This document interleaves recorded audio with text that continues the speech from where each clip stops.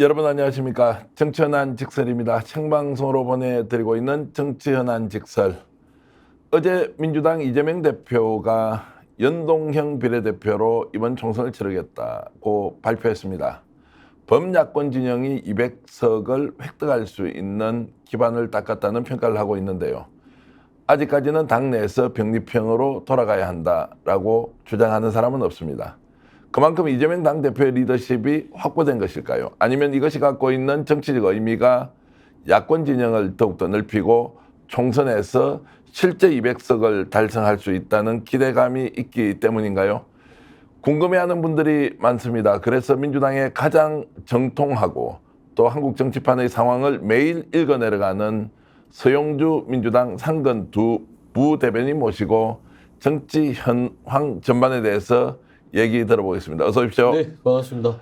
서 부대변인 네. 평소에 연동형 계속 주장해 왔는데 뭐 다행스럽게 이재명 대표가 네네. 결정을 하고 어제 광주에서 또 발표해서 더 상징성이 더 컸습니다. 네, 그렇습니다. 일단은 그 연동형 부분은 제가 이제 당직자라서 대놓고는 못했지만 예. 이제 그 연동형으로 가야 된다라는 주장을 했었죠. 네. 그러니까 뭐였냐면 길게 봐야 된다.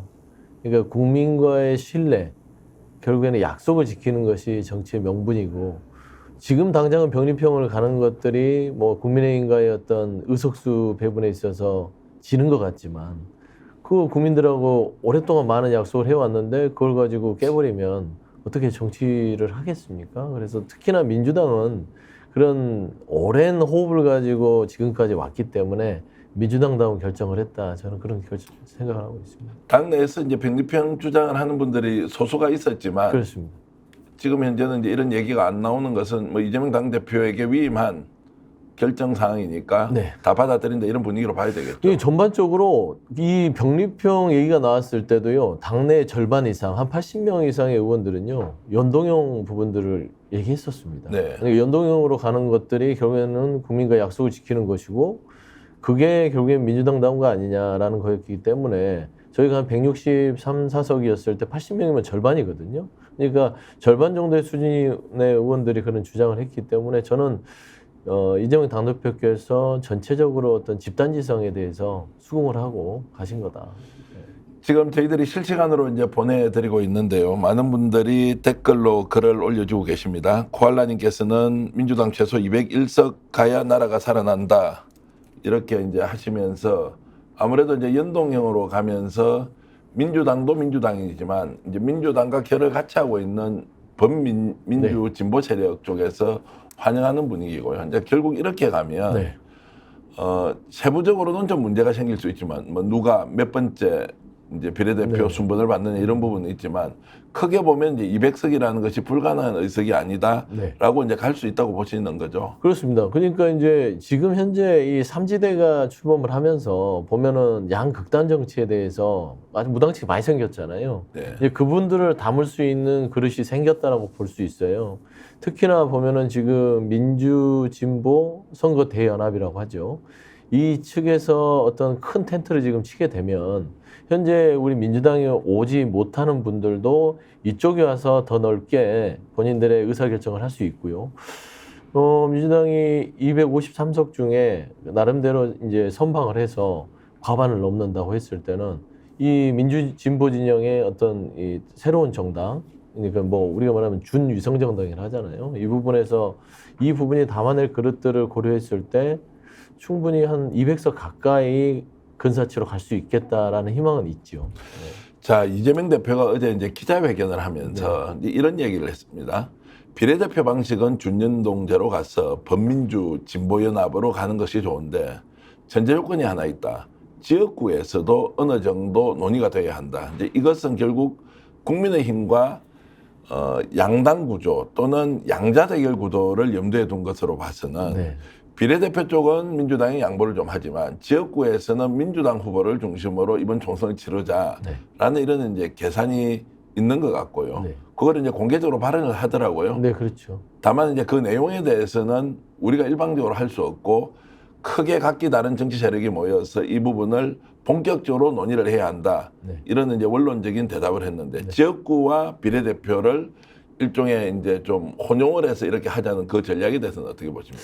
그러니까 일단은 아마 정의당 쪽의 계열에서 네. 지역구에 대한 어떤 바터를 요구한 것 같아요. 예. 뭐 지역구 이 전체적인 이제 준연동형제에 따른 준위성 정당이라고 할 수가 있죠. 이제 그 두 개가 지금 진행되는 상황인데 정의당 쪽에서는 본인들이 좀 가지고 싶은 지역구에는 민주당 후보를 내지 말아달라. 이런 얘기들이 좀 있어서 그거는 좀 아닌 것 같다. 그거는 네. 뭐 민주당이 정의당이나 그쪽 계열과 이렇게 자리를 말하자면 거래를 할 수 없는 거 아니겠습니까? 그래서 그런 부분들은 아마 설명하신 것 같고요. 저는 기본적으로 이제 범민주 세력이 모여서 어떤 하나의 텐트를 친다면 충분히 많은 부분들을 숙고한 다음에 가는 것이고 민주당에서는 현재 이제 지역구에서 말하자면 지금 국민의힘을 압도해서 지금 윤석열 정부에 대한 이런 무능과 폭정에 대해서 막아서야 된다는 큰 책임감이 있기 때문에 지역구에 대해서는 민주당에게 맡겨달라는 그런 큰 틀에서 이제 아마 대표께서 얘기하신 것 같아요. 네. 지금 인천님 그리고 사탕님 또 맹소랑이님, 김판웅님 여러 의견 주시는데 여러분들 의견 일일이 다 반영을 못한다 하더라도 저희들에게 댓글로 올려주시면 또 내용 보면서 서영주 부대변인께 직접 질문도 드리고 또 답변도 여러분께 받아드리겠습니다. 자, 이렇게 해서 이제 이 논란은 이제 끝이 났는데 네네. 결국 이제 총선 국면으로 지금 이제 넘어가지 네, 않습니까? 그렇습니다. 뭐 두 달 뭐 남짓 이렇게 남았는데 지금 이제 종합적인 판시 어떻게 보십니까? 민주당과 국민의힘 어떻게 보시나요? 그러니까 여기에서 겸손하게 얘기를 하자면 솔직하게 좀 얘기해 주시죠. 예, 예. 그러니까 뭐 말씀드리면은 현재 윤석열 정부의 큰 기조들이 네, 국민들이 기대할 게 없잖아요. 예, 갈수록 더 나빠지고 있고 심지어는 뭐 저 오보라고 뭐 이제 대통령실에서 밝히긴 했지만 뭐 최은순 윤석열 대통령 장모가 6개월밖에 지금 감옥에 있는데 그분을 3.1절 특사로 사면한다. 뭐 그런 얘기까지 흘러나오고 있는 상황이란 말입니다. 언론에서요. 그러니까 지금 윤석열 정부를 평가하는 국민들은 빨리 4월 10일에 와라. 심판해 주겠다. 저는 그런 분위기가 팽배했다고 봅니다. 지금 뭐 최근에 이제 여론조사를 보면 네네. 민주당과 국민의힘이 차이가 별로 없다. 네. 그리고 자기 대권 또 후보 지지도를 보면 이재명, 한동훈 두 사람 간의 차이도 별로 없다. 이제 이런 것들을 좀 네. 착시 현상으로 봐야 됩니까? 아니면 실제로 반영되는 것이 민심이 그대로 반영되어 있느냐 이런 부분은 어떻게 보세요? 저는 그렇게 보지는 않아요. 보지 왜냐하면 않는다. 우리가 지난해 10월 11일에 강서 재보궐 선거를 복귀를 하다 보면 네. 당시에 민주당과 국민의힘의 이 정당 지지율이 그렇게 뭐 높지 않았습니다. 비슷비슷했잖아요. 심지어는 국민의힘 높은 적도 있었어요. 그럼에도 불구하고 강서 재보궐의 결과는 어땠습니까? 그러니까 결국에는 국민의힘이 지금 제대로 하는 것도 없고 윤석열 정부의 이념은 너무나 아주 폭압적이고 민생이 피폐되어 있는 상황이기 때문에 국민들은 지금 분노를 억누르고 있는 거예요. 근데 국민들이 지금 거리에 나와서 이렇게 뭐 피켓팅을 할 수 없는 상황이잖아요. 먹고 살기도 힘든데. 그러니까 뭘로 심판하겠습니까? 강서구 선거처럼 40을 기다리는, 4월 10일을 기다리는 겁니다. 저는 그렇기 때문에 정당 뭐 득표율이 정당 지지율이 비슷비슷하다. 저는 이미 그 내면 안에서는 아주 강서 재보궐 선거 수준의 심판이 있지 않을까. 그래서 저는 민주당이 선전할 거라고 기대하고 있습니다. 선전의 정도는 어느 정도입니까? 이재명 대표가 얘기했듯이 151석 이상이 될 것이다. 그게 이제 아까 말씀하셨던 약간 겸손하게 얘기하면 그런 것이고요. 제가 봐서는 지난해 저희가 지역구에서만 162석인가를 얻었습니다. 네, 예. 저는 그 정도 수준은 얻을 수 있다. 네. 그렇게 보고 있습니다. 근데 이게 이제 현장 정치를 오래 보셨으니까 네네. 보통 이제 여론조사 결과에 대해서 각 정당이 우리 아직 힘듭니다, 어렵습니다, 안 됩니다, 국민 여러분 도와주셔야 합니다. 이제 이렇게 가는 것이 필요한 때도 있지만 네. 요즘같이 여야의 지지율 격차가 크게 나지 않는 경우에는 오히려 민주당이 좀 전술적인 측면에서 적극적으로 우리가 이긴다라고 하면서 뭐라 그럽니까? 약간 추동을 해낸다거나 네. 또는 적극적으로 총선에 참여하도록 유도하는 이런 방식이 유효하지는 않습니까? 그런 방식도 유효한데 다 시와 때가 있는 것 같아요. 그래요. 그러니까 타이밍이죠. 지금은 이제 한 64일 정도 남은 상황에서 아직은 고개를 들 때는 아니고요. 본격적으로 이제 공천이 마무리되고 나서 각 지역에서 선수들이 있을 때는 전략적으로 평가를 하겠죠. 그다음에 수도권에서의 민심, 그다음에 대구, 경북, 호남 각자 다 다른 케이스 바이 케이스라서 저는 제 생각에는 아직까지는 겸손 모드가 통하는 상황이다. 뭐 아직은 이제 민주당이 전략 전술의 방향을 정확하게 정해놓고 국민들에게 적극적으로 호소할 때는 아니다. 아직은 이렇게. 아니고요. 지금은 윤석열 정부의 이 말하자면 무능한 이 국정 운영, 네. 그다음에 이 불공정한 김건희 여사에 대한 명품백 사건을 숨기고, 그다음에 심지어 본인 주변의 사람들을 자리 챙겨주고 이런, 그다음에 최수근 상병, 그다음에 이태원 참사 많은 것들이 산적에 있어요. 그것만 국민들한테 호소를 한다 하더라도 한심하죠. 네, KBS에 이제 신년 대담 형식으로 녹화 방송을 하지 않습니까? 네, 그렇습니다.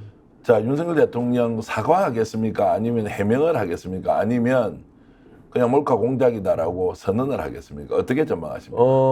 사과는 안 할 것 같아요. 예. 사과는 전혀 하지 않을 것 같고, 그분의 성정상 일단은 사과를 하는 순간 말하자면 수사를 받아야 되잖아요. 그렇죠. 그렇기 때문에 절대 사과는 하지 않을 것이고, 해명보다는 설명을 하겠죠. 예. 설명을 하면서 결국에는 이거는 악마의 편집이 된 것이다. 몰카 공작 임과 더불어 최재형 목사가 아주 본인이 보기에는 선량하고 순진한 김건희 여사에게 의도적으로 접근해서 딱 그 주는 장면만 의도적으로 편집해서 보여준 것이다. 이렇게 넓게 봐서는 그렇지 않다. 뭐 이런, 전 솔직히 얘기하면 완전히 역전시켜서 최재형 목사를, 그러니까 메신저를 흔들어서 아주 파렴치범으로 만들고, 김건희 여사에 대해서는 정말 피해자로서 어떤 피해자 코스프레 할 것 같아요. 양비론으로 가서 일단 물타기를 하겠다. 네, 이런 게 그럴 이제 것 대통령의 같습니다. 계산일 예, 것이다. 저는 이런 생각도 좀 해봤습니다. 그러면 선거에 크게 도움이 되지 않을 텐데 네. 왜 저 신년 대담이라는 형식으로 대통령이 직접 국민들께 그런 상황을 설명할까? 가이드라인이 아닐까? 지금 총선을 앞두고 네. 김건희 여사 문제와 관련해서는 어느 누구도 입에 오르내리면 되지 않는다라는 것을 대통령이 직접 국민들에게 설명함으로써 네. 더 이상 이 문제가 국민의힘 내부에서 거론되지 않도록 하는 계산은 깔려 있지 않았겠느냐 이런 생각도 해봤습니다. 그거 맞는 말씀이시기도 한데요. 결국에는 국민의힘 내부의 입을 막은 거는 결국에는 한동훈 비대위원장과 고도의 사악한 약속대를 통해서 잠재웠어요. 네. 그러니까 한동훈 비대위원장에게 물러나라 라는 메시지를 주고 한동훈 비대위원장이 대들고 하는 모양새를 통해서, 당시 생각해보면 국민의힘 내부에서 김건희 여사의 명품백 사건에 대해서 스물스물 올라왔단 말입니다. 사과해야 된다. 오늘 입장을 밝혀라. 하면서 대통령실이 곤란하게 됐던 거예요. 근데 이걸 그대로 뒀다가는 국민의힘 내부에서조차 이러면 야당도 공격하는데 이거 감당하기 힘들겠다. 하면서 저는 한동훈 비대위원장을 내치는 약속대를 통해서 다 잠재웠어요. 지금 막상 보면 김경률 비대위원도 꼬리 내리고 지금 조용히 있지 않습니까? 그러니까 국민의힘 내부에서는 이제 더 이상 김건희 여사에 대해서 얘기를 하지 않고, 대담 형식은 저는 그렇습니다. 이거는 이번 총선에서 그래도 완전 폭망하지 않으려면 보수층이라도 안고 가자. 그러니까 이 보수를 규합하기 위해서는 이 녹화된 아주 짜깁기 된 이런 편집을 통해서 피지를 주는 거죠. 프레스 가이드를 보수층에 던지는 겁니다. 이거는 절대 김건희 여사의 명품백 사건은 이거는 몰카 공작이고 피해자다. 그렇게 싸워달라. 라는 것을 던지는 것이죠.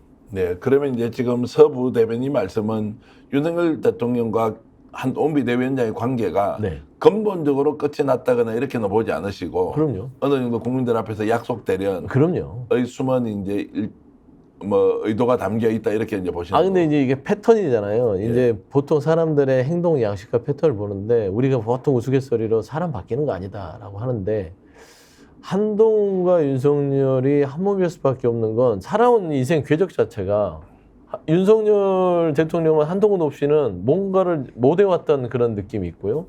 두 번째, 윤석열 대통령은 본인이 찍은 사람은 반드시 제거를 합니다. 예를 들어서 이준석 전 대표를 선거에 이용해 먹고 마음에 안 드니까 잘라냈잖아요. 그것도 다 주변 친윤들을 통해서 드러냈습니다.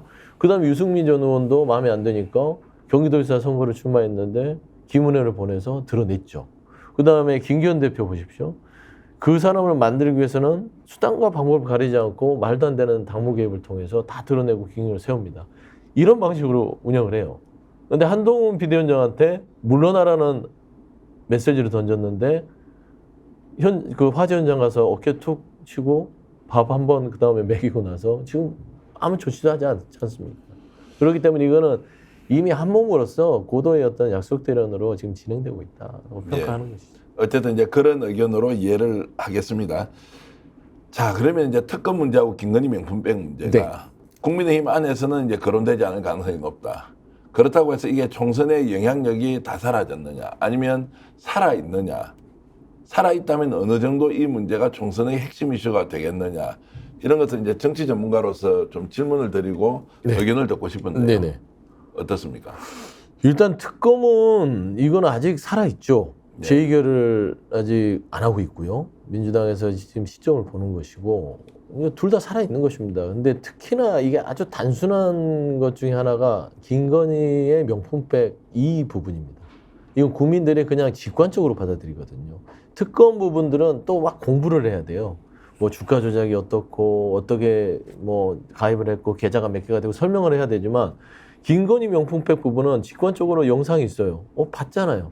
태도들이 보이는데 영부인이 비행기 타고 해외 다닐 때는 고상한 척하고 되게 뭔가 순박한 척하고 아이 안고 좋은 선행을 하는 것처럼 보이는데 이 말하자면 그 영상에 비친 모습은 덥석덥석 봤잖아요. 뭐 자꾸 이런 걸 하시면서 그다음에 태도 자체도 자세도 그렇고요. 그러니까 국민들은 그런 거를 보면서 이게 뭔가 이율배반적이고 겉과 속이 다른 위선적인 부분들을 엿보는 것이고, 근데 윤석열 대통령이 이 명품백을 받는 부분을 아무렇지도 않게 덮어놓고 하는 불공정한 모습을 보면서 당신도 한통속이구나 라는 어떤 평가를 받거든요. 그래서 저는 이번 선거는 김건희 명품백 선거가 될 것이다. 그래서 저는 D-64를 늘 말하지만 디올백 -64라고 얘기하고 있습니다. 네, 계속 더 이제 국민들에게는 이것이 악영향을 끼쳐서 그럼요. 결국 이제 총선의 패배로 이어질 수밖에 없다, 이렇게 이제 실제로 김건희 여사가 갖고 있는 문제가 지금 명품백뿐만이 아니라 너무 다른 많죠. 것도 많다고 너무 이렇게 많죠. 생각하시지 않습니까? 그래서 아니 나열을 하면 너무 많죠. 예, 근데 이제 역산을 해서 생각하면 최신 기억들을 하기 때문에 국민들은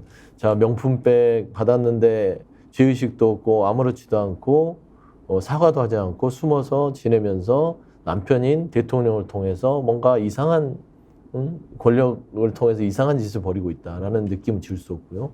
그 다음에 다시 가면 주가 조작 관련해서 본인이 이 재판부에서 권오수와 관련돼서 계좌를 이용한 것들이 재판부에 밝혀졌는데 수사도 하지 않고 그거를 관련해서 검찰에서 수사 안 하니까 특검을 발의했는데 이걸 또 거부했네? 이거 있잖아요. 그 다음에 대장동 쌍특검 곽상도 50억 받았는데 이 부분에 대해서 무죄가 났어? 말이 돼? 근데 여기에 보면은 윤석열 대통령도 당시 부산저축은행 관련해서 여러 가지 수사 부분에 있어서 미진한 부분도 있고, 그 다음에 윤석열 대통령의 부친이 당시에 그 김만배 누나가 집을 사준 부분들도 다 이게 섞여 있는 거거든요. 그러니까 결국에는 본인과 장모와 배우자 이 세 사람을 보호하기 위한 모든 어떤 그 의혹들에 대해서는 다 보완을 하고 다 권력을 막아버리는 거예요. 근데 국민들 알고 있거든요. 그러면 윤석열 대통령이 이제 그렇게 지금 명품백을 적극적으로 막고 있는 이유는 이 문이 열리는 순간 모든 것이 다 그럼요. 드러날 수 있기 때문에 애시당초 이것을 막아버려야 한다, 이렇게 이제 보시는 거고. 그렇죠. 명분을 거는 거죠. 그러면 예를 들어서 이제 보수 진영 또는 이제 일부 뭐 거구 성향을 가진 쪽에서는 다른 정권에서도 영부인들 똑같이 저런 일을 했고, 아니 그것과 뭐 크게 다를 게 뭐 있느냐 이제 이러면서 오히려 피해자 쪽으로 이렇게 몰고 가면서 하는 거 있잖아요. 네. 이거는 어떻게 보세요? 아니, 그러니까 이제 궁색한 변명인 것 같고요. 다들 나와서 이제 가끔씩 설명하는 거 보면 김건희 명품백 사건 부분들에 대해서는 본인들도 진땀을 흘려요. 그러니까 이 입장 표명을 좀 해줬으면 좋겠다, 아니면 사과를 했으면 좋겠다라는 것이거든요. 근데 명품백 사건 같은 경우는 수사 대상이지 이거는 사과로 끝난 문제가 아닙니다. 그래서 이 문제는 윤석열 대통령도 한동훈 자기가 눈에 넣어도 안 아플 한동훈 비대위원장까지 이용해 가면서 이런 여기 이 극단적인 어떤 해명의 상황까지 온 거거든요. 그런데 이거는 이미 저는 국민들한테 판단이 끝났다고 봐요. 네. 국민들은 기다리고 있는 거예요. 이제 사과 필요 없다. 수사받아라. 이런 마음이 점점 커지고 있어요. 그래서 저는 이번 녹화로 이렇게 뭐 대체할 수 없다. 그래 대체할 수 없다는 네. 거고 내일 대통령 기자회견이 오히려 반발을 불러일으킬 수도 있다 이런 생각도 좀 하시죠. 내용에 따라서는 그렇죠. 예. 그러니까 일단 시작부터 틀렸죠. 예. 녹화로 한다. 그리고 이제 KBS가 이 박민서장을 바꿔가면서 KBS의 이 신뢰도가 완전히 추락했거든요. 말하자면 앵커도 다 교체되고, KBS 라디오 자체도 보면 시청자들이 뚝뚝 떨어졌어요. 그럼 그거는 다 느낄 겁니다. KBS 라디오 나가 보면 저도 가끔 출연해 보면 처음에 뭐 몇천 명씩 들어서 보던 시청자들이요. 지금 한 몇백 명밖에 안 들어와요. 그러니까 KBS 신뢰도가 떨어졌다는 것이죠. 그러니까 그런 신뢰도가 떨어진 KBS를 앉혀놓고 그것도 생방도 아니라 녹화를 해서 잘못된 부분은 편집을 하고 그래서 하고 싶은 말만 들려주겠다. 이게 무슨 소통 방식입니까? 그러면 왜 그래도 대통령을 지지하고 여전히 뭐 인정하고 열광하는 사람이 30%가 존재하느냐? 도무지 이유를 모르겠다. 원래 보수도 자기 일종의 필터링, 네. 작용을 하면 아닌 거 아니라고 하는 게 보수인데 김건희 여사 문제 아예 그냥 덮고 넘어가려고 해요. 대통령 국정 운영 매우 비정상적으로 해요. 그런데 보수 쪽에서 아무 말을 하지 않잖아요. 이런 것도 제가 현장 정치를 이렇게 관찰하면서 처음 보는 장면이거든요. 그렇습니다. 보수의 자기 정화 기능이 왜 이렇게 무너져 버렸습니까? 일단은 이거는 이제 우리 정치의 구조 같아요. 네. 그러니까 양당 정치의 폐해라고 해야 될 수도 있고요. 극단의 분열의 정치. 그러니까 상대를 적으로 규정하기 때문에 우리가 뭉쳐야 된다. 아무리 어떤 오류와 상식의 어떤 벗어난 몰상식이 있다 하더라도 우리가 남이가 이 정서가 이제 있는 것이죠. 근데 저는 이게 통상적으로 보수 쪽에서도 분명히 건전한 사고로 가시는 분들이 있다고 보고 있고요. 그래서 최근에 보면 국정 지지도가 20%가 떨어지는 것들을 세부적으로 들여다보면 영남 쪽, TK 쪽에서 많이 떨어져요. 그러니까 보수가 보기에도 부끄러운 것이죠. 근데 이제 나머지 29, 뭐 30 이 자리를 지켜가면서 윤석열 대통령을 지지하고 그다음에 이런 불공정하고 비상식적인 일에 대해서 편을 드는 거는 저는 좀 과몰입된 확증 편향의 네. 어떤 증상이지 않냐. 그러면 이제 늘 뭐 하는 질문이기도 하지만 네. 좀 다르게 분석하실 것 같아서 질문을 드리면 네. 자, 이런 이제 국정 운영의 난맥 그리고 지금 보수가 정치를 정상적으로 만들어가지 못하는 세력의 한계 거기다가 김건희 명품백 이슈 이런 걸 보면 지지율이 자연스럽게 민주당 쪽으로 와서 강력한 야당이 견제를 하거나 또는 자기 이제 정권의 좀 수권 면모를 보여주고 이런 쪽으로 여론이 움직이지 않지 않습니까? 네. 그러면 이런 것들은 이제 야당의 문제냐 아니면 그 중간지대에서 흡수하려고 하는 이제 제3지대의 문제냐 뭐 이런 것들을 종합적으로 보면 어떻게 판단이 되시나요?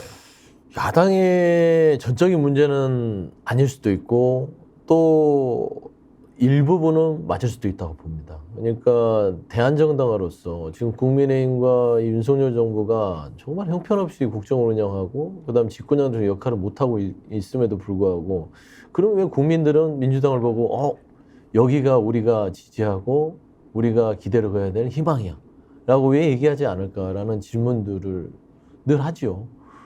근데 왜 우리는 그런 대안 세력으로 인정받지 못하지? 그런 끊임없는 질문들을 던지면서 답을 내놔야 되는데 민주당 내부에서도 반성할 것들은 많이 있습니다. 예를 들면 혁신의 어떤 고삐를 느슨하게 가져간 거는 맞고요. 그다음에 국민들이 바라는 거는 기득권을 좀 내려놓고 그 안에서도 시대 교체, 세대 교체, 그다음에 인물 교체들을 해야 되는데 그냥 솔직히 많은 국민들을 보기에는 그놈이 그놈이야. 이런 생각을 갖게 만든단 실제로 말입니다. 그렇습니까? 그놈이 그놈 맞습니까? 그러니까 이제 국민들이나 이제 현장에서 만나는 분들 보면 정치에 대한 기대감이 떨어져요.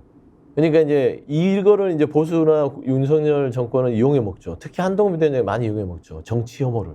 예. 그러니까 국회의원은 굉장히 무도덕하고 특권을 누리고 뭐 말하자면은 뭔가 청산해야 될 대상으로 규정을 하면서 국민들한테 정치 혐오를 불러일으킵니다.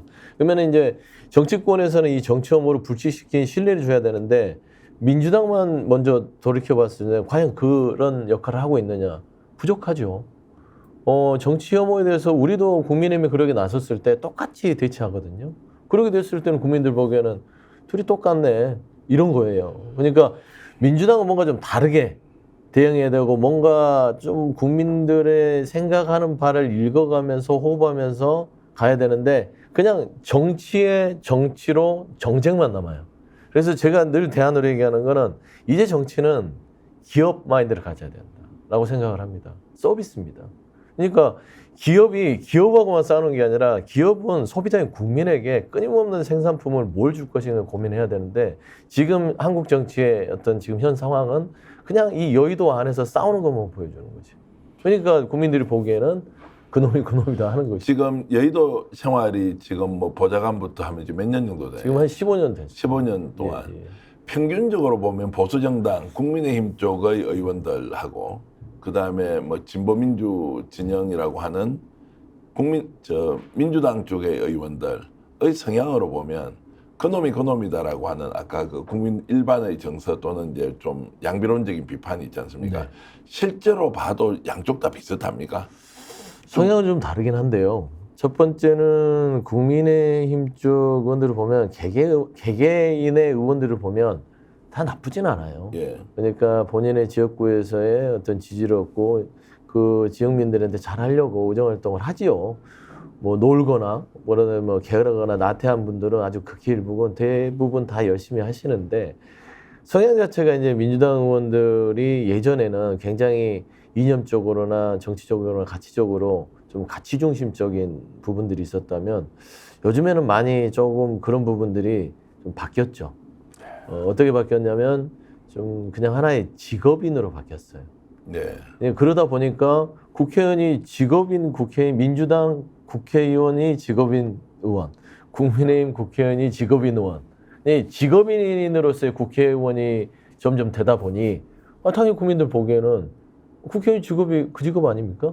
그러니까 가치와 신념을 추구했던 정치인으로서에 봤던 국민들은 정치인은 존경의 대상이었죠. 뭔가 나와 다른 뭔가를 하는 사람, 좀 힘들어도 희생하는 사람, 뭔가 결단을 하면서 내려놓을 수 있는 그런 과감한 어떤 신념을 보여주는 게 정치인이었으면 이제는 그냥 기술자거나 직업인으로서의 국회의원들이 많아졌다라는 측면에서는 국민들은 별로 기대하지 않는다. 그래서 저는 늘 정치는 역할이라고 생각하거든요. 그러니까 본인의 역할의 부분에 있어서 무엇을 하고 있는지 끊임없이 고민하고 또 그 역할이 끝나면 내려놓고 이런 것들이 국민한테 존경을 받는데 지금은 그냥 직업인들이 많다.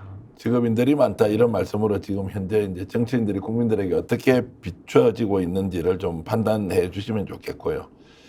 총선 관련된 문제로 바로 들어가 보면 총선은 이번에 이제 정권 심판론, 그렇습니다. 정권 심판 선거가 될 가능성이 매우 높다. 그렇습니다. 야당 심판론, 이재명 대표 체제에 대한 심판, 사법 리스크에 대한 심판 이런 것은 지금 현재 우리가 듣고 있는 국민의힘에서의 논리하고는 네. 좀 다르다 이렇게 보십니까? 그러니까 해괴한 논리죠. 어떻게 야당을 심판해요? 네. 그건 말도 안 되는 소리고요. 늘 말하자면 정권이 제대로 했냐 안 했냐 예. 결국에는 중간평가라고 볼 수 있죠. 그랬을 때는 정권에 대한 중간평가의 측면에서 심판하는 거죠. 너희들 한 2년 지나 보니 안 되겠어. 그러니까 보통 그 보수 내에서 잘 쓸 말 있지 않습니까? 국민도 속고 나도 속았다. 속았으니까 너희들이 이제 혼나야지. 그게 이제 정권 심판론이죠. 근데 야당 심판?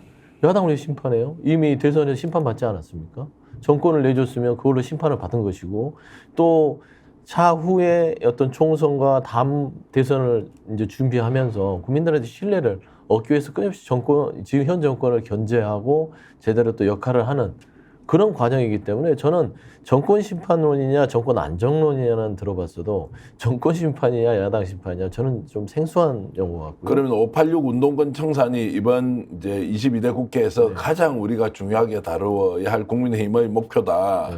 그래서 국민 여러분 586 운동권 청산해 주세요라고 하는 이런 슬로건도 그러니까 한동훈 비대위원장이 그러니까 말을 돌려서 하는 거예요. 예. 그러니까 시대가 변해서 민주당은 빨갱이에요 이 말 하고 싶은 거예요.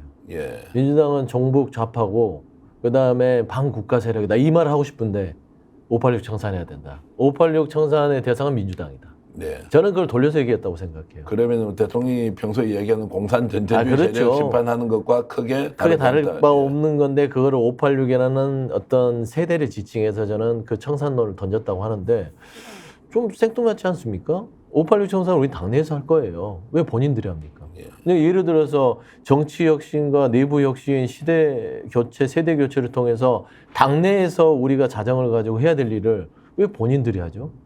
저는 이해가 할 수 없다는 것이죠. 자기들 걱정이나 좀. 그냥 하시지. 본인들 걱정에 대해서 뭐 본부장을 좀 청산한다든지 예. 그렇지 않습니까? 김건희 여사의 명품백 사건부터 뭐 청산한다든지 아니면 민생에 대해서 이러이러 할 테니까 정권에 어떤 힘을 실어 주십시오.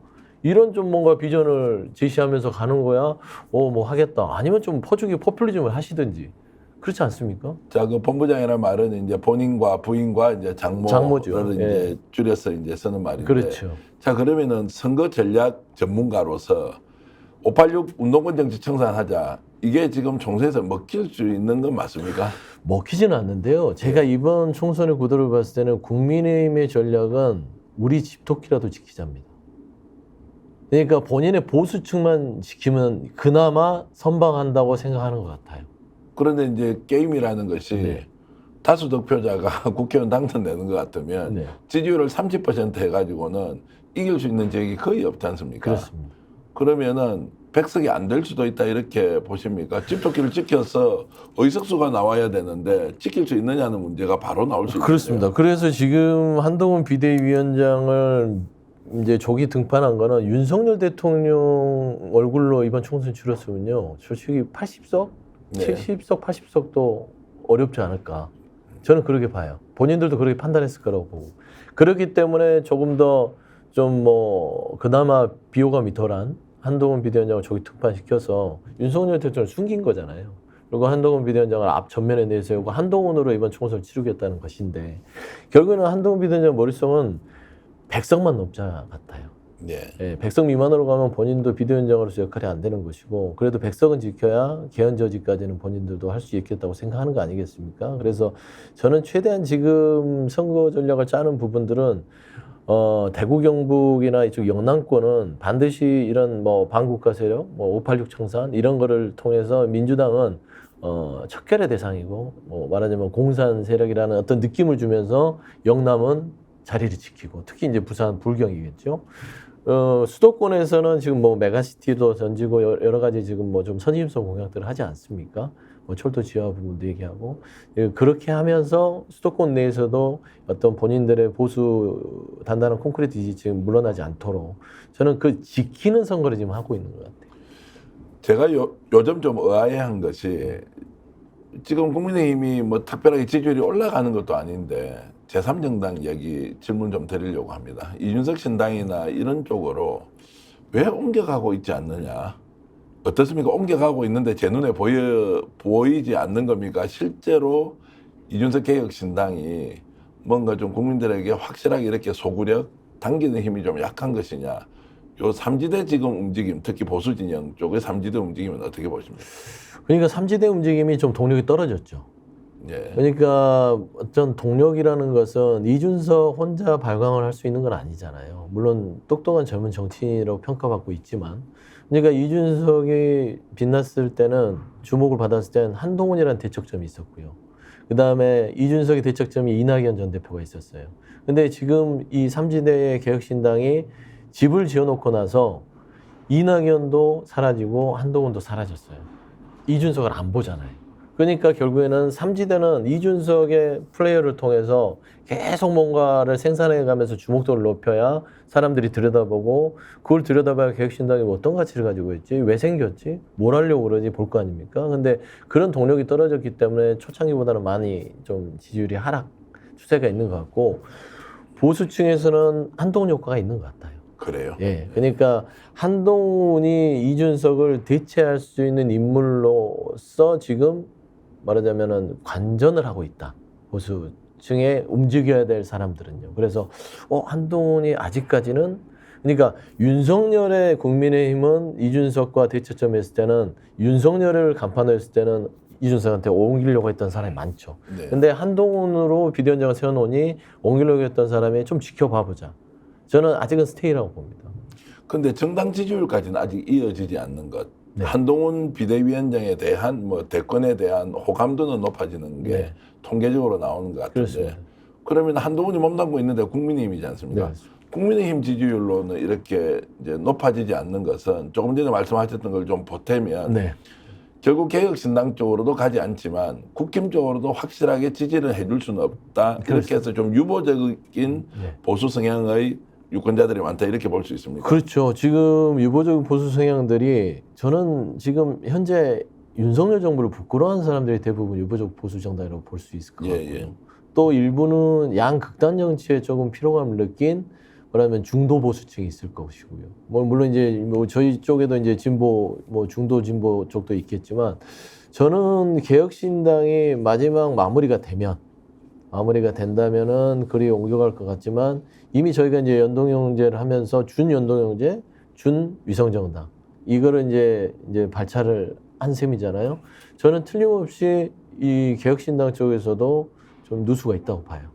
누수가 있다는 건 네. 어떤 의미입니까? 그러니까 이 유보적인 보수층은 개혁신당으로 간다 하더라도 예. 저는 민주진보 세력 쪽으로 들어올 저는 유보적인 보수층도 있다고 봅니다. 아, 그러면 이제 빅텐트를 만들어서 지금 뭐 진보 개혁 뭐 비례정당 네. 같은 걸 만들면 네.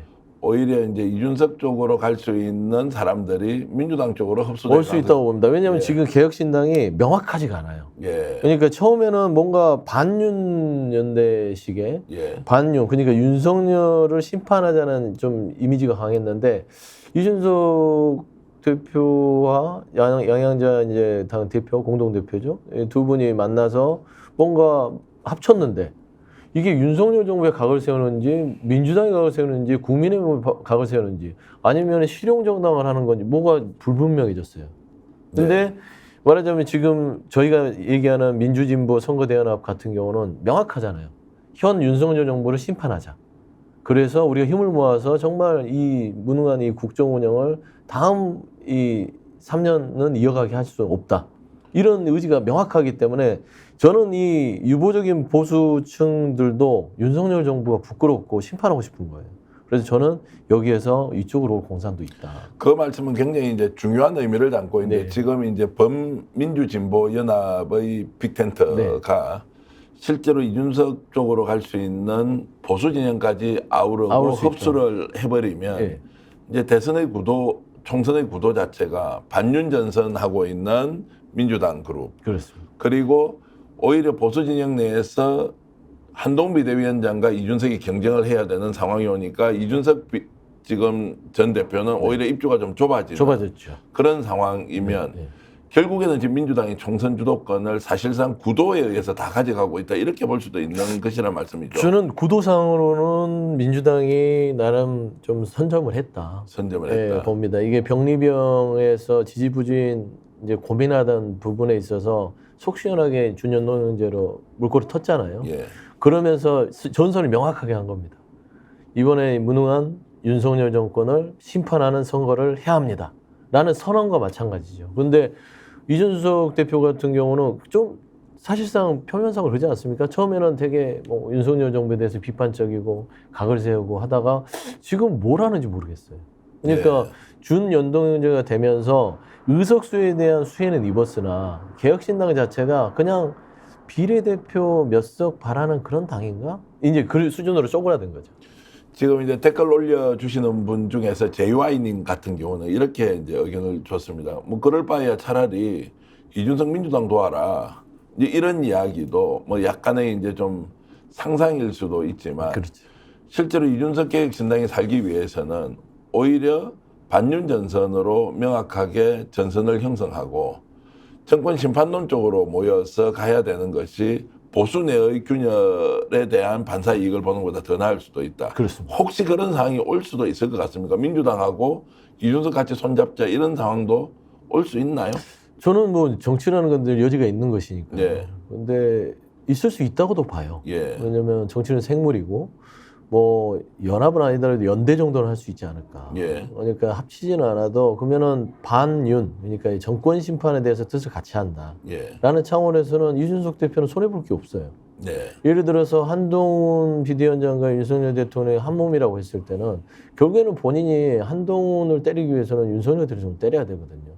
근데 지금 보면은 윤석 대표 자체가 과연 윤석열 현 정권에 대한 심판인지 뭔지 아무것도 없잖아요. 단지 본인은 지금 정책으로 승부한다고 여러 가지를 던지고 양극단 정치와 다른 차별화된 뭐 어떤 가치를 추구하겠다고 하는데 안 통해요. 지금은 국민들은요. 누가 윤석열 정부와 더 잘 싸울 수 있느냐라는 편에 손을 좀 들어주고 싶어하고 결국에는 보수가 정상화되려면 윤석열 이 세력들 친윤 그다음에 윤핵관 그다음에 가장 뭐 소통력이라 할 수 있는 한동훈 비대위원장 여기가 무너지지 않고서는 다시 돌아갈 곳이 없잖아요. 자, 그 말씀을 들어보면 이번에 이재명 당대표가 연동형 비례대표를 전격적으로 수용하면서 이것이 이제 정치 특히 총선을 앞둔 판도를 상당히 많이 변화시키고 네. 주도권을 민주당이 가져가고 오히려 개혁신당 이준석 전 대표가 설자력이 좀 좁아지는 그렇죠. 굉장히 이게 이제 지금 폭발력이 있는 그렇습니다. 정치적 결단이었다 이렇게 평가할 수 있고. 예, 그렇게 저는 평가를 하고 있고 그래서 제가 줄곧 얘기를 했던 것들은 얼마나 좋습니까? 국민과의 약속도 지키고 네. 그다음에 어떤 이 정치의 다양성을 확보하면서 그다음에 예를 들어서 반윤연대에 대한 거대한 텐트를 같이 갈 수 있잖아요. 그래서 이런 거를 왜 늦게 했을까라는 좀 아쉬움이 있긴 하지만 지금이라도 늦지 않았기 때문에 저는 뭐 충분히 뭐 이번 총선에서 좋은 효과를 거둘 수 있을 것 같아요. 그 말씀 들어보면 이제 단순히 제도로서 연동형 그리고 뭐 병립형이 아니라 그것을 선택함으로써 정치적 외연을 상당히 넓힐 수 있고 많은 정치 세력이 그 공간 안에 들어와서 네. 반윤 전선, 윤석열 정권 심판으로 가자는 길을 민주당이 텄기 때문에 결과적으로는 제도로서도 민주당이 연동형을 통해서 더 많은 이익을 가져갈 수 있다는 네. 것. 그 말씀은 아까 이제 지난 총선에서 160석 이상을 네. 지역구에서 얻었던 것과 같은 성과를 낼 수도 있다. 네. 이런 것들이라면 참 연동형 잘했다 이런 생각은 좀 드네요. 그렇습니다. 저희들도 이제 일관되게 이렇게 주장하시는 분들을 모시고 뭐 이래경 전 혁신위원장이나 안진걸 민생경제연구소장은 본인이 직접 이재명 대표에게 네. 호소를 했다고도 이야기를 하더라고. 이걸로 가야 된다고. 그런 분들의 이제 생각이 결국 좁은 민주당이 강해지느냐 아니면 넓은 민주당을 만들어서 더욱더 야권 전체를 키우느냐 이런 부분에서는 연동형이 확실히 이제 지혜로운 선택이었다라는 것을 오늘 그렇습니다. 서영주 부대변인 말씀을 통해서 더욱더 네. 확신을 갖게 돼서 그렇습니다. 기분은 약간 좋습니다. 우리 대표님께서 노력을 많이 하신 또 아니 뭐 덕택이지요. 그런 것보다 어쨌든 이제 다 함께 넓은 공간에서 지금 현재의 시대 정치는 윤석열 대통령에 대한 정확한 평가다라고 하는 걸로 이제 총선 구도를 가져간 것은 굉장히 의미가 있다고 이제 보고요. 자, 그렇게 했을 때 이제 쪽집게 우리 서영주 부대변인께 좀 여쭤보면 예. 실제로 이제 범야권이 200석을 넘을 수 있다, 넘을 수 없다라고 하는 것에 찍기를 한번 해주시면 어떻습니까? 가능성 말고요. 저는 그냥 뭐 개인적으로 좀 분석을 하면 예, 희망상으로는 가능하지만 예, 실제적으로 아주 꽉꽉 눌러서 한 185석에서 190석까지는 가능하지 않을까. 가능하다. 그러니까 200석을 넘기는 쉽지 않을 것이다. 예, 하지만 제가 말씀드리는 거는 다양한 스펙트럼 속에서 그러니까 우리가 이 반윤의 어떤 큰 텐트 속에서는 180, 190이 가능할 수 있으나 거기에 힘을 더 보태야 되는 것들이 삼지대에 있는 제가 말했던 이준석 예, 예. 대표의 개혁신당의 어떤 그쪽 부류에서도 연대를 해야만 200석이 가능할 것이다. 그 말씀은 이제 뭐 소위 말하는 금융 세력들이 공천을 받고 거기에서 이탈해 나온 이제 지금 현역 국회의원들이 개혁신당 쪽으로 붙고 그것이 이제 영남 지역을 중심으로 경합이 일어나는 것, 수도권에서도 경합이 좀 일어나는 것 이렇게 해야 한 10석에서 15석 네. 정도가 개혁신당 쪽에 보태지죠. 생길 수 있다. 네. 그러면 이제 200석이 넘는다는 거고 그렇습니다. 지금 말씀하신 이제 한 185석 정도로 생각하시는 거는 네. 범야권에서 자력으로 그 정도는 할 수 있겠다 이런 전망으로 볼 수 있습니다. 아주 극대치로 보면 그 정도는 가능하지 않을까 생각하고 있습니다. 그 정도는 가능하다는 네, 예. 거고. 그렇게 해서 예를 들어서 200석이 이준석 계획신당까지 포함해서 됐다고 하면 그 뒤에는 어떤 상황이 벌어져요? 그러니까 이제 그때부터는 윤석열 정부는 솔직히 사실상 식물 정부가 되죠. 원래 임등은 지금도 시작됐다고 그래도 보는 게 이제 맞지 않나요? 안 움직이게 되니까 다행이죠. 예, 움직이면 막 그릇 깨지잖아요. 예. 뭐 가만히 있으면 지지율이 오르는데 윤석열 대통령의 가장 큰 리스크는 본인이에요. 본인이 입을 열거나 본인이 얼굴을 비치면 국정 지지도가 떨어집니다. 근데 본인이 안 나타나고 본인이 말 안 하면 국정 지지도는 올라갑니다. 저는 이제 그런 것들을 제 개인적으로 분석을 좀 해봤는데 결국에 저희가 200석이 되면은 조금 일단은 윤석열 정부의 움직임이 둔화돼서 더 이상 나라가 망가지는 것을 막을 수 있는 것이고, 두 번째는 국민의힘 자체도 이제는 야권과 대화 타협의 장에 억지로 끌려 나올 수밖에 없습니다. 이제는 투항을 해야 돼요. 지금은 뭐 한 100석 넘게, 그 다음에 이제 행정부의 어떤 권력을 가지고 말하자면 이게 나랍니까? 정치를 안 하잖아요. 네. 그러니까 아주 뭐 그냥 그 권력을 사유화해서 야당과 만나지도 않고 협치도 하지 않는데, 이제 이 총선에서 이런 상황 200석 이상 상황이 된다면 이제는 울며 겨자 먹기식으로 와서 협상도 해야 되고 대화도 해야 되고 타협도 해야 되는 부분이 있고요. 그다음에 뭐 여러 가지 이제 개헌 부분도 있을 것이고요. 그다음에 이제 거부권에서 더 이상 못 할 것이고요. 그래서 제 생각에는 조선일보가 제일 먼저 쓸 것 같은, 제 개인적인 생각이지만 한 번 더 강하게 쓸 것 같아요. 윤석열 대통령 이제 그만해라. 그만하라는 것은 이제 뭐 듣기에 따라서 내려와라. 대통령직을 그만하라고 이제 보수 진영 내에서 할 수도 있다. 그러지 않을까라는 좀 개인적인 생각을 좀 가지고 있어요. 예. 제가 그래야 다 행복하지. 윤석열 대통령 본인도 불행해지고요. 나라도 불행해지지 않겠습니까? 200석 일단 되면은 수사부터 받으라고 하는 여론은 거부하기 어려울 것 같은데요. 무조건 수사를 받아야죠. 그러니까 저는 지금도 납득이 안 되는 게 좀 화가 날 때가 있어요. 목소리를 안 높이려고 하는데. 아니, 김건희 여사가 대통령 배우자지 대통령입니까? 형사소추를 안 받는 건 대통령밖에 없어요. 그 기간 임기 동안에는요. 그런데 김건희 여사 잘못했으면 일반인하고 똑같이 수사 받아야죠. 그러면은 형사소추에 해당이 안 된다? 그러면은 김건희 여사가 대통령인 것을 인정하는 꼴 아닙니까? 그 말이 안 되잖아요. 그러니까 200석을 넘겨서 뭐 거부하면 특검도 저희가 알아서 하고 또 수사도 받게끔 하고 해야죠. 결국에는 입법부에 200석을 이렇게 이제 국민들께서 준다는 거는 그렇게 하라는 겁니다. 네. 그런 힘을 줄 테니까 행정부가 더 이상 뭐 견제와 균형 이런 뭐 이 고상한 말로는 안 되는 정부이기 때문에 입법부 당신들한테 우리가 힘 줄 테니까 마음대로 해서 정의를 바로 세워라. 저는 그런 메시지라고 보는 거죠. 국민의힘을 빼고 나서 200석이 만들어지면 첫 번째 대통령 식물 대통령이 되는 것은 기정사실이고 수사는 불가피할 것이니까 바로 수사 국면으로 넘어갈 것이다. 할 게 많습니다. 예. 최수근 상병 이거 해야 돼요. 예. 그다음에 이태원 참사 이 부분에서 진상규명 해야 돼요. 다 거부하고 있잖아요. 양평 게이트 당연히 양평 게이트 해야 돼요. 그다음에 김건희 그 주가 조작 특검 해야 돼요. 예.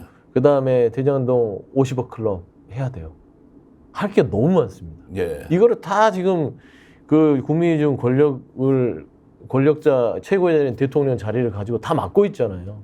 그러니까 이게 말이 되냐 그것이죠. 그래서 저는 이번 4월 10일을 국민들은 기다리고 있다. 예, 때를 기다리고 있다. 저는 그걸 말씀드립니다. 제가 이제 들었던 얘기 하나 하면요. 그 동작을에 지금 국민의힘 후보가 나경원 의원 네네. 전 의원이잖아요. 나경원 전 의원이 태어나서 선거운동을 저렇게 열심히 하는 게 처음이라는 얘기를 제가 들었습니다. 네네. 왜냐하면 윤석열 대통령에 대한 반감이나 서운함이 너무 커가지고 반드시 국회 입성을 해야 한다. 민주당과 싸우는 것이 아니라 본인의 명예회복을 위해서 이번 총선에서 반드시 당선돼야 한다. 이런 이야기를 제가 여권 관계자한테 얘기를 들었습니다. 네네. 이 말은 무엇이냐면 의석수가 100석이 된다 안 된다도 중요하겠지만 지금 현재 국민의힘에서 살아 돌아올 국회의원들이 갖고 있는 윤석열 대통령에 대한 일반적 인식이 조금 전에 나경원 전 의원의 사례처럼 비슷하다는 거예요.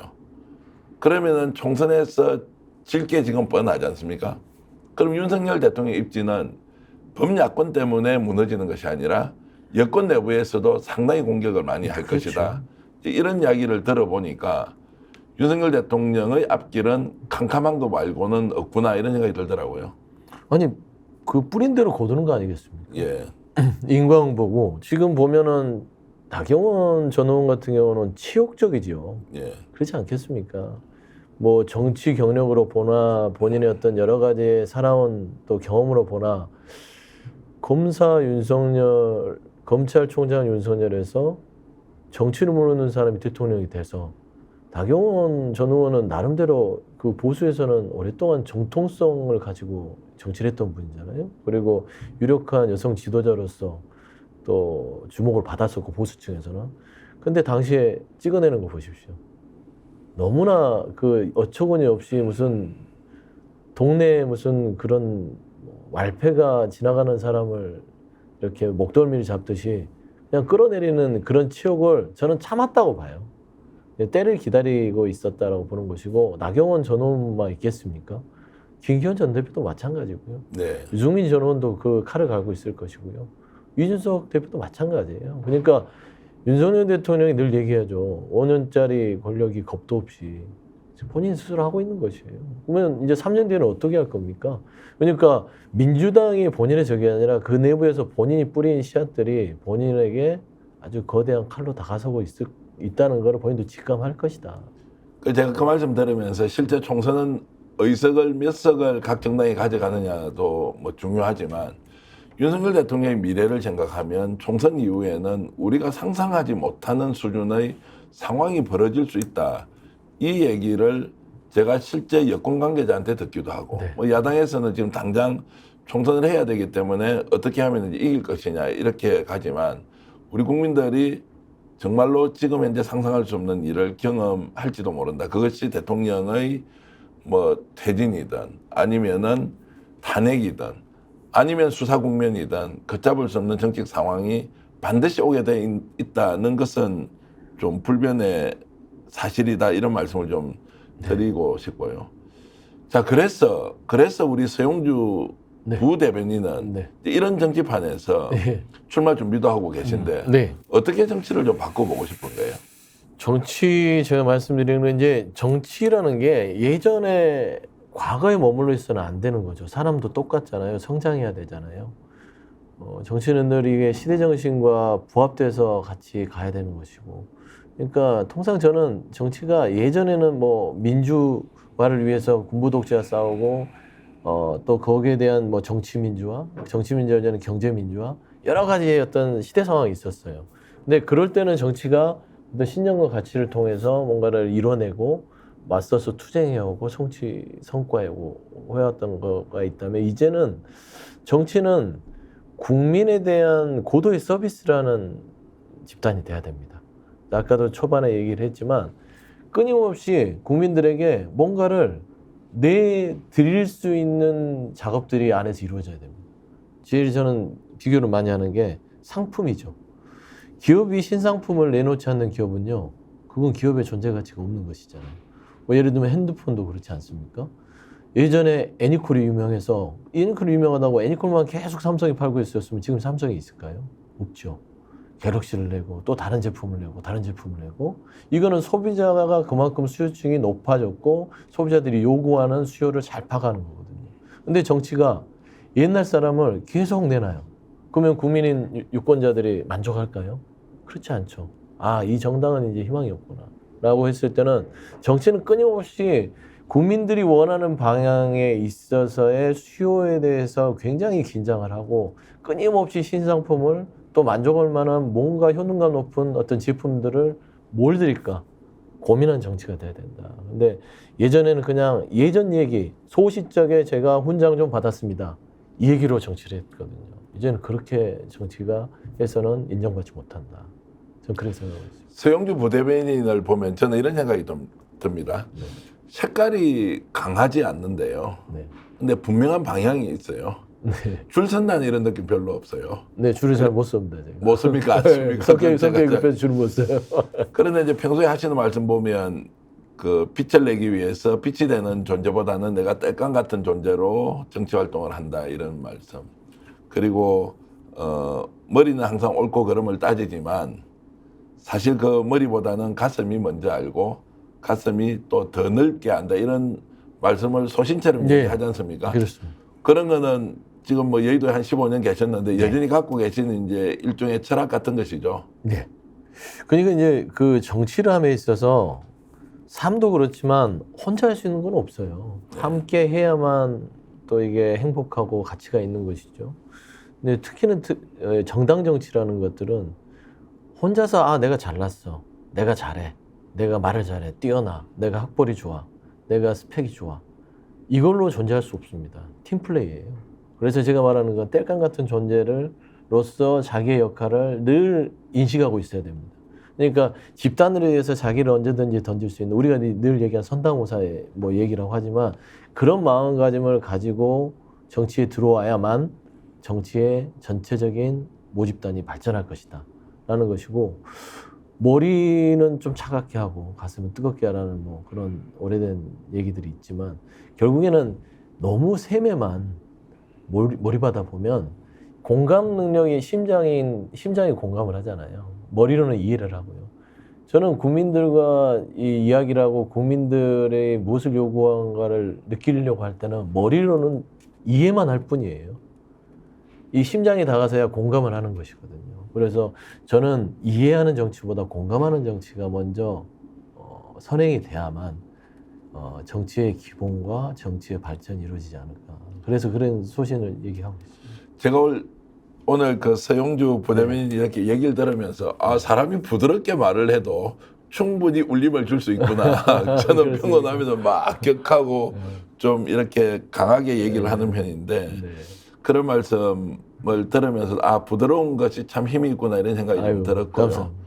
그리고 그 국민을 진정으로 걱정하는 몇 안 되는 정치인이에요. 아이고, 또 과찬이시고. 나라의 미래를 위해서 좋은 상품이 정치에서 계속 이렇게 생산돼야 된다는 것도 네. 제가 최근에 만나봤던 많은 정치인은 당장 내 눈앞에 이걸 어떻게 챙길 것이냐라는 고민을 하는 분이 많았는데 뭐 그런 것을 이해하면서도 오늘 인터뷰에서 저는 서용주 부대변인이 정말 국민을 생각하고 나라의 미래를 걱정하는 분이라는 생각을 해서 제가 공개적으로 제안을 좀 드리죠. 네, 말씀. 이재명 당대표가 네. 그 친명, 찐명 이런 거 너무 많이 챙기지 마시고요. 예. 서용주 부대변인처럼 합리적이고 온건하면서도 방향이 분명하고 국민과 미래를 걱정하는 이런 분들을 아 이번에 뭐 범민주 진보의 비례대표 정당에 올해 신청도 한번 하시고 네. 그렇게 해서 정말 당을 외연 확장에 좋은 땔감으로 한번 쓰면 어떻겠느냐 이런 생각을 했는데